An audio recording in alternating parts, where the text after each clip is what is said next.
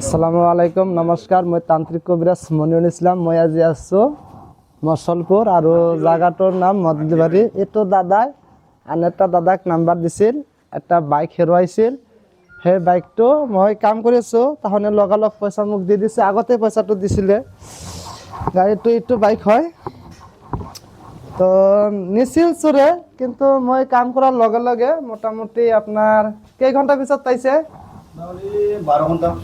12 ঘন্টা পিছত চোৰে দি গেছে তো সেনেকুৱা যদি আপোনালোকৰ কিবা সমস্যা হয় 100% সমাধান পাব আৰু দাদাৰ ঘৰত আহিছোঁ মই সকলো ঘৰত নাযাওঁ মানে দাদা এটা পলিটিক্স ব্যক্তি হয় আৰু চেয়াৰমেন হয় আপোনাৰ পৰিচয়টো দি দিয়ক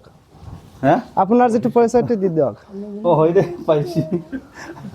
না না আপুনি কি কৰে ও মানে মই এনে ভিলেজ পিসিডিসি মেম্বার হয় চেয়ারম্যান হয় আৰু